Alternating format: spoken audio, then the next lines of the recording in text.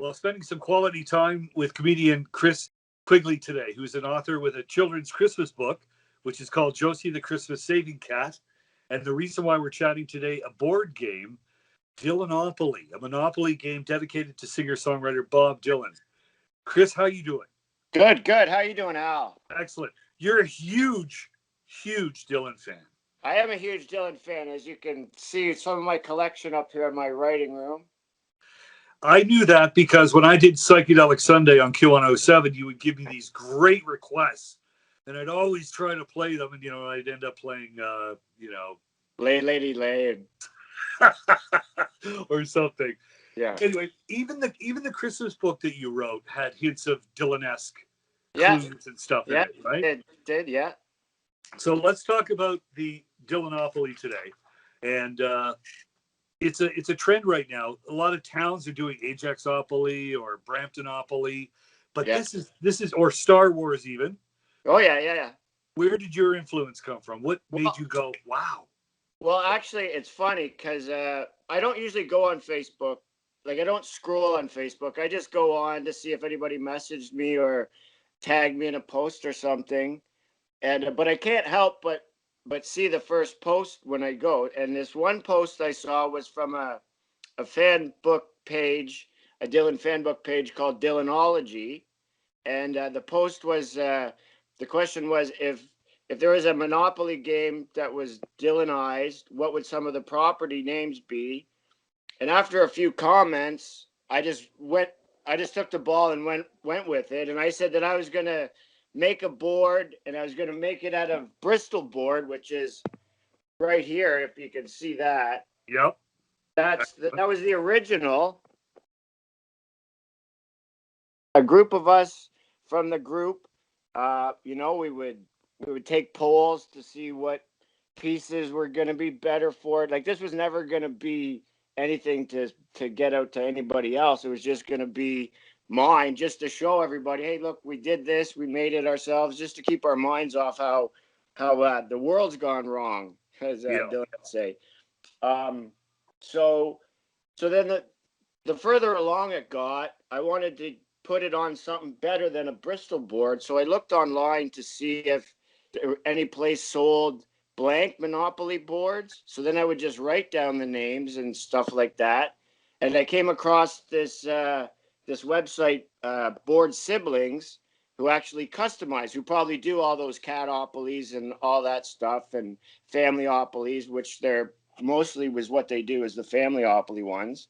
So I asked the lady there how much it would cost to make a game, and with all the detail that I wanted, it was going to cost close to $500. And as much as I love Dylan, I didn't want to spend $500 to play a game that I'm probably only going to play once or twice, if that. I mean, it's hard to find people that want to play. And never mind, I love Dylan too, so it's a tough battle. But then the lady suggested that if I could find 50 people that wanted a game, they could do a bulk deal, and I would get the games for $130 each. So my job, and I can't believe this happened, but I was able to find 49 strangers to give me money and wait till everybody gave me the money, then sent the woman the money, then 2 weeks to make the game, then another week to get the games to me. And they trusted me. I was like, man, one point I had all this money. I was like, I could just go. But no, and so then the boxes came, and the first time it was crazy. The first time it came, they were missing 2 boxes, the shipment. So I was like, oh no, because I was all worried about the copyright. I thought there was going to be lawyers and stuff coming over and stuff like that. We'll get that into that in a minute. But then the next day they all came. I had the 50 games with me, and then I ended up having to package them all. The boxes at the UPS store were too big, so I had to cut and paste and use all the kinds of duct tape. Some people, it said they took about 2.5 hours to get through my package, but it got there safe. Good. But, yeah, they went all over the world, some to Norway, some to Australia, a lot in the US, a couple in Canada, But yeah, and everybody's getting them now, and it's exciting. It was a fun, frustrating. Believe me, it was frustrating, especially with delivery because uh, my wife's son uses the car to go to work, so I only use my electric bike with my knapsack and 3 games a day. So I had to keep going back and forth, back and forth. And I remember someone on in the Facebook, they go, "Oh, you're using an electric bike. You're must be getting a lot of exercise." I said, "No, it's an electric bike. I have yet to pedal." Well, there's 1,144 versions of the game, so you'll be 1,145 editions of it. 45. That's incredible. And to know that there is a company that will actually customize the game for you is crazy. So how about the artwork? Like, how did that all work? Well, we went on, like, I would go online and choose some pictures of certain things, and then I would get the group to vote on what ones they wanted, and whatever the highest vote got, that got put up. Um, we were trying to figure out, what the train stations would be, the railroads would be, and we came up with the concerts. So then I went and I looked at the tickets for old concerts that we wanted, and I got the group to choose and pick. And then actually, it's funny, and I didn't realize this, but the Albert Hall one, I'll show you the picture right now. Mm-hmm. Yeah, that one. There was 2 pictures of it of tickets, and this one was just, it looked clearer, it looked better, and everybody voted on it. And I didn't realize until I got the game, but it turns out that the tickets for May 9th, and May 9th is my birthday, so all the 50 people will always remember that my birthday's on the 9th. So I expect. Right. But yeah, and it was great. I didn't make any money. I didn't want to make any money. I just wanted to be able to get a game for $130. I mean, some of the people from the group, they gave me a little extra for all the work that I put into it, and I appreciate that from all of them. And the guy that asked the question, Paul Olson, I kept saying, "Damn you, Paul Olson! I blame all my gray hairs on Paul Olson because of this game." And it's even on the box. It's on the picture of the box too. I got his name on the box because yeah, so he knows every gray hair. I was gonna put a gray hair in the box, send it to them all. But no, it was fun, and it was great too because because of comedy being on hold right now, I had no outlet for my creativeness, and then this came along, so it was great for me too. It wasn't like they helped me out by making me do something creative, and it was great. It was a lot of fun. I had a lot of fun doing the cards. What about the chance and community chest? Give me an example of a Dylan-esque one. Okay, I just picked one. You broke into the tomb, but the casket was empty. Lose a turn. Here's one from the Simple Twist of Fate, which would be the chance cards. Buy your friend a new patch to help him quit smoking your eyelids. Also, take care of his anger management bill. Pay $75. That's It right. sounds great. I mean, it sounds like you really did your research. Like song lyrics.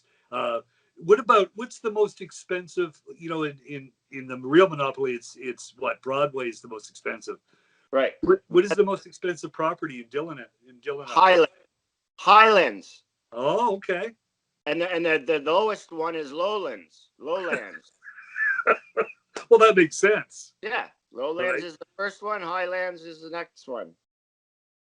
I was expecting lawyers and stuff to call because when I first was talking about it with the lady, I said, what's the copyright? And I guess they did when they first were starting out with their company. They did have Hasbro talk to them, and I think they were using the little man on the thing. But once they got rid of that, it was, they seemed it was more of an imitation rather Right. than them trying to pass it off as a Hasbro game. So, because really nobody, like, I could have made this game Quiglyopoly with the amount of detail. That's what costs so much is the detail of it. It has nothing to do with Dylan. Dylan's name has nothing to do with the price at all. It's going to cost you this much money to get the amount of detail. The pieces, that I had to buy. I mean, I was looking online for little, charms and little earrings. We got some earrings and keychains.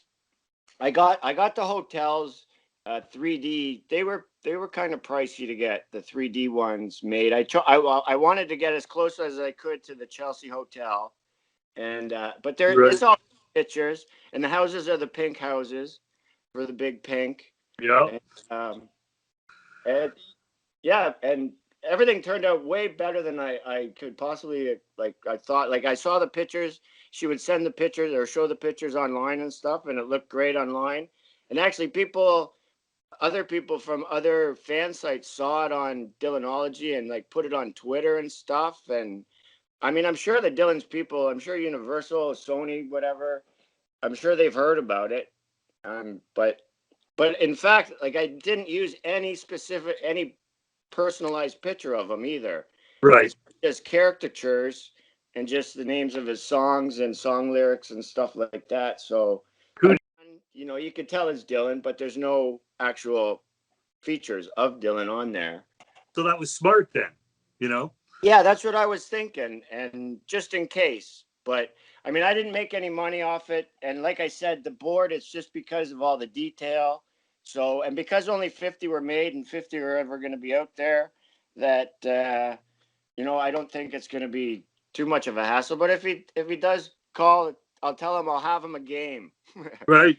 That'd be amazing. That would be amazing. Oh, I want to cover one thing. Since we're doing this, it's his birthday. Yes. And everybody from Dylanology and all this, we're cheersing Dylan at 12:35 for Rainy Day Women, 12 and 35. So cheers to you, Bob. Happy birthday, buddy. Happy birthday. Cheers. Yeah, so everybody around the world are going to be doing that at 12:35.